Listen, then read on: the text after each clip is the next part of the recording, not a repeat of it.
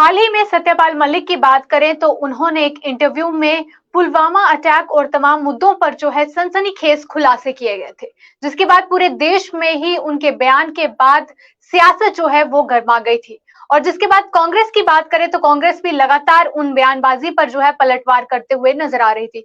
फिलहाल अगर इसमें बात करें तो उसके बाद अभी तक भी कोई बड़ा अगर पलटवार की बात करें तो भाजपा की तरफ से सामने नहीं आया था। पर अब आपको बता दूं कि इस पर गृह मंत्री अमित शाह की बात करें तो उन्होंने सत्यपाल मलिक के इस बयान पर कई सवाल भी उठाए हैं और बयानबाजी करते हुए पलटवार भी किया है। क्या कुछ अमित शाह का कहना है वो भी आपको बताएंगे, पर सबसे पहले एक बार फिर से नजर डालते हैं कि सत्यपाल मलिक ने उस इंटरव्यू में क्या कुछ खुलासे जो है वो CRPF किए थे। people ask for aircraft to ferry their people because इतना बड़ा कॉन्वॉय कभी रोड से नहीं जाता। जिससे कंसर्न थे होम मिनिस्ट्री से पूछा, राजनाथ जी के यहाँ, दे रिफ्यूज टू गिव। अगर मेरे से पूछते तो मैं एयरक्राफ्ट देता उनको, कैसे भी देता।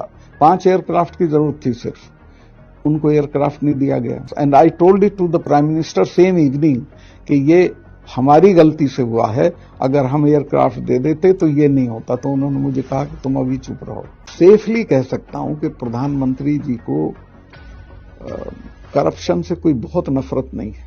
देखिए, नरेंद्र मोदी जी के बारे में मेरी वो ओपिनियन नहीं है जो सारी दुनिया की है। मैं बहुत सारी चीजें, जैसे मैं जब भी उनसे मिला, he is very ill informed person, उनको कोई जानकारी नहीं। तो आपने साफ तौर पर सुना कि यहाँ पर सत्यपाल मलिक का क्या कुछ कहना था। तो अब आपको बता दूं कि इंडिया टुडे की राउंड टेबल कॉन्फ्रेंस थी और उस वक्त जो है अमित शाह ने इसी बयान पे जब उन्हें सवाल पर भी सवाल पूछा गया तो उन्होंने साफ तौर पर कहा कि लोगों को ये समझने की जरूरत है और अगर सत्यपाल मलिक सच बोल रहे हैं, अगर उनकी बात सच है तो वो जब गवर्नर रहे तब वो चुप क्यों बैठे हुए थे। और उसके साथ साथ अगर बात करें तो अमित शाह ने यह भी कहा कि सत्यपाल मलिक को गवर्नर रहते हुए जो है इस बयान पर बोलना चाहिए था। और गृह अमित शाह ने सत्यपाल मलिक के आरोप पर कहा कि ये सब जो है सार्वजनिक चर्चा के विषय जो है नहीं है।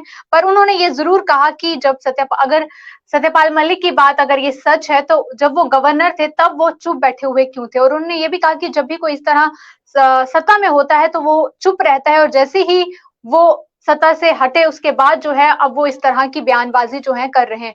और उन्होंने ये भी कहा कि देश को, जनता को इतना जरूर बताना चाहूंगा कि भारतीय जनता पार्टी की सरकार ने ऐसा कुछ नहीं किया है जिसे छिपाना पड़े।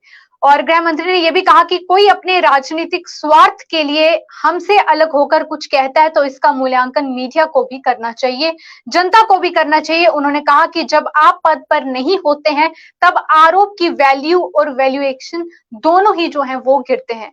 और आपने जब सत्यपाल मलिक को गवर्नर के लिए हालांकि उनसे यह भी सवाल किया क्या कि जब आपने एज अ गवर्नर जो है सत्यपाल मलिक को चुना था तब आपने ऐसा सोचा था कि उनका कि वो इस तरह के आप पे ये डिसीजन गलत है। तो उन्होंने कहा इस सवाल पर कि गृह मंत्री ने कहा कि वह लंबे समय से जो है पार्टी में रहे थे, राजनाथ सिंह के अध्यक्ष रहते समय वो पार्टी के राष्ट्रीय अध्यक्ष रहे थे और हमारी टीम में भी रहे। तो उन्होंने कहा कि राजनीति में ऐसा होता रहता है। अमित शाह ने कहा कि अब कोई अपना रुख बदल ले, इसमें हम क्या कह सकते हैं।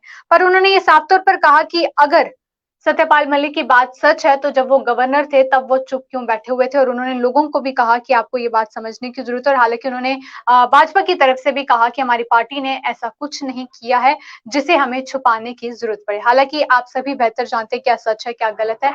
जरूर कमेंट करके बताइएगा कि आपकी इस पर क्या कुछ राय है। फिलहाल के लिए इस अपडेट में बस इतना ही और आप देखते रहें जेके न्यूज़ पॉइंट।